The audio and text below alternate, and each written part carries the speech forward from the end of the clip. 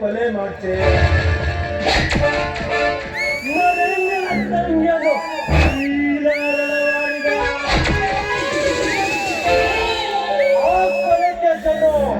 ಪಕ್ಕದ ಊರಿನ ಮೇಲೆ ಹಾಕಿ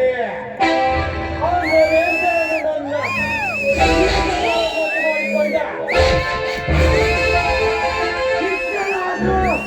ನಾನು ಈ ಊರಿಗೆ ದೇವರು,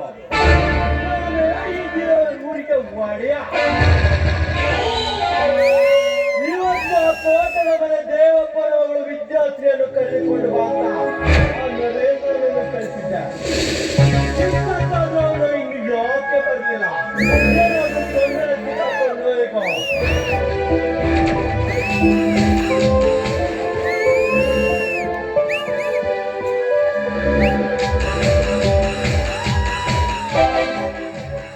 ನಮಸ್ಕಾರ ದನಿ.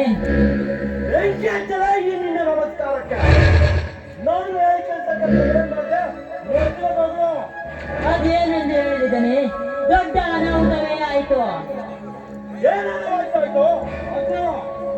ಆ ದೇವಪ್ಪನ ಮಗಳು ವಿದ್ಯಾಶ್ರೀಯನ್ನು ಎತ್ತಿಕೊಂಡು ಬರುವಾಗ ಆ ದೇವಪ್ಪ ಗಲಾಟೆ ಮಾಡಿ ಹೊಡೆಯಲು ಬಂದ. ಜನಗಳಿಗೆ ಗೊತ್ತಾಗಬಹುದೆಂದು ಇದೇ ಕೋಟ್ನಿಂದ ಅವನನ್ನು ಕೊಟ್ಟಿಸಲು ಹೋದಾಗ ಏನಾಯ್ತದೆ? ಆ ದೇವಪ್ಪನ ಮಗಳು ಅಡ್ಡ ಬಂದು ಅವನಿಗೆ ಬೀಸಿದ ಕೊಟ್ಟಿ ಅವನಿಗೆ ತಾಕಿ ಸತ್ತು ಹೋದಳು. ನಾ ಬಯಸಿದ ಅಕ್ಕಿನವರಿಗೆ ತಕ್ಕದಂತೆ ಮಾಡ್ತೇವಾ? ನರೇಂದ್ರ, ಆ ಅಕ್ಕಿಯ ಮೇಲೆ ನಾನು ತಿನ್ನುವ ಹೆಸರು ಬರ್ದಿಲ್ಲ ಅಂತ ನೀನೀಗ ಇಲ್ಲಿರೋದು ಬೇಡ, ನೀನಿಂದ ಸಿದ್ಧತೆ ಮಾಡಿಕೋ. ನಾನು ಎಲ್ಲಿಗೆ ಹೋಗಲಿದ್ದಾನೆ? ನೋಡು, ನೀನಿಲ್ಲೇ ಇದ್ರೆ ಜೈಲ್ ಕಂಬೆ ಅಂತದ್ದು ಗ್ಯಾರಂಟಿ.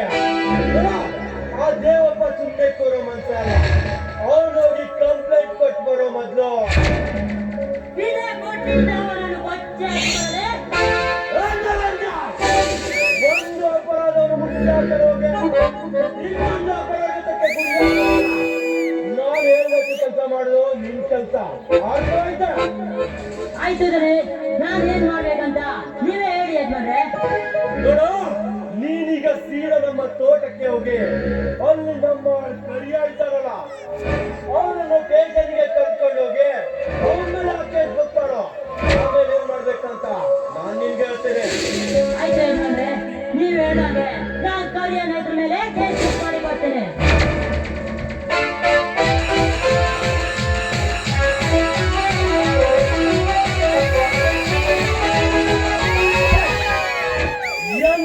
ಎಡವಟ್ಟು ಮಾಡಿಕೊಂಡು ಬಂದಿದ್ದಾನೆ ಈ ನರೇಂದ್ರ. ನಾನು ಬಯಸಿದ ಅಕ್ಕಿ ನನಗೆ ದಕ್ಕದಂತಾಯಿತೆ. ನಾ ಬಯಸಿದ ಅಕ್ಕಿ ದಕ್ಕದಿರಲು ಕಾರಣ ಆ ದೇವಪ್ಪ.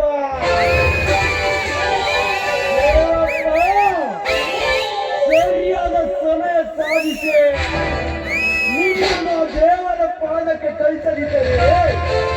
ನನ್ನ ಹೆಸರು ನರೇಂದ್ರ.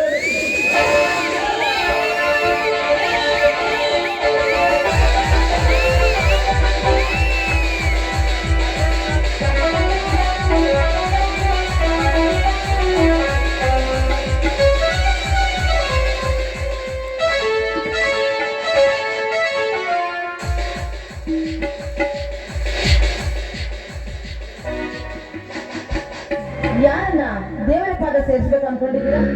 ಅದೇ ಜಾನಕಿ, ಆ ಬಡ ಭಿಕಾರಿ ಒಬ್ಬರನ್ನು ಇವತ್ತು ಮಧ್ಯಾಹ್ನವೇ ಶುರು ಹಚ್ಕೊಂಡಿದ್ಯಲ್ಲ, ಯಾವ್ದಾದ್ರು ಲಾಟರಿ ಅದೇನು ಲಾಟ್ರಿ ಹೊಡೆದ ಸಂತೋಷಕ್ಕೇನಲ್ಲ. ಮತ್ತೆ ಯಾವ ಖುಷಿ ಪಡ್ತಾ ಇದೆಯಾ ಜಾನಕಿ? ನೋಡ್ರಿ, ಇದು ನಾನು ಸಂತೋಷಕ್ಕೋಸ್ಕರ ಕುಡಿತಾ ಇಲ್ಲ, ನನಗೆ ಹೊಟ್ಟೆ ಉರಿತಾ ಇದೆ, ಅದಕ್ಕೋಸ್ಕರ ಕುಡಿತಾ ಇದ್ದೀನಿ.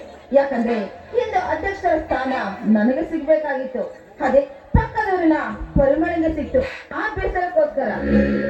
ಆ ಸಣ್ಣ ವಿಷಯಕ್ಕೆ ನೀನು ತಲೆ ಕೆಡಿಸಿಕೊಂಡಿರುವೆಯಾ? ಅದು ನಿಮಗೆ ಸಣ್ಣ ವಿಚಾರ ಇರ್ಬೋದು, ಆದ್ರೆ ಅಷ್ಟೊಂದು ಜನರ ಮುಂದೆ ನನ್ನ ಮಾನ ಮರ್ಯಾದೆ ಎಲ್ಲ ಹೋಯ್ತು ಗೊತ್ತಾ? ಮಾನ ಮರ್ಯಾದೆ ಅಂತ ನಿನ್ನ ಆರೋಗ್ಯ ಜಾನಕಿ. ಆ ಪಕ್ಕದವರಿನ ಪರಿಮಳವನ್ನು ಪರಲೋಕಕ್ಕೆ ಕಳಿಸುವ ವ್ಯವಸ್ಥೆ ನಾನ್ ಮಾಡ್ತೇನೆ.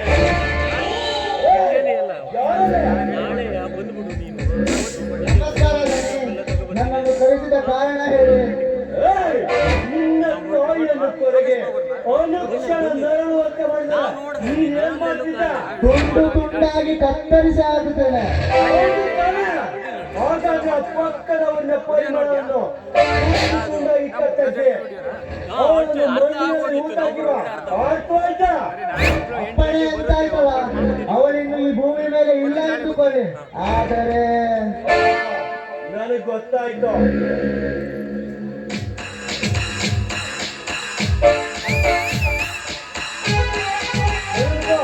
ದುಡ್ಡು ಸಿಕ್ಕಿದೆ ಅಂತ ಕಾಂಟ್ಪರ್ತೆ ಕೊಡಬೇಡ. ಅಡ್ಡಿಲ್ಲ ಬನ್ನಿ, ನಾ ಇನ್ನು ಹೋಗಿ ಬರ್ತೇನೆ.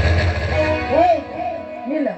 ನಿನ್ನ ಮಾತಿನಲ್ಲಿ ಮನೆಯೆಲ್ಲ ಕಟ್ಬೇಡ. ನೋಡು, ಹೇಳಿದ ಕೆಲಸವನ್ನ ಸರಿಯಾಗಿ ಮಾಡ್ಬೇಕು. ಹೊರಡೇನು? ಹಾ ಜಾನಕಿ, ಆ ಪಕ್ಕದವನ್ನ ಪರಿಮಳವನ್ನು ಪರಲೋಕಕ್ಕೆ ಕಳಿಸುವ ವ್ಯವಸ್ಥೆ ನಾನ್ ಮಾಡಿದ್ನಲ್ಲ, ಈಗಲಾದರೂ ಕುಡಿಯೋದನ್ನು ಬಿಟ್ಟು ಖುಷಿ ಖುಷಿಯಾಗಿ ಈ ನಿನ್ನ ಗಂಡನ ಮನ ಕಳಿಸಬಾರದು. ಸರಿ, ನಿಮ್ಮ ಮಾತು ಹೇಳ್ತೀನಿ.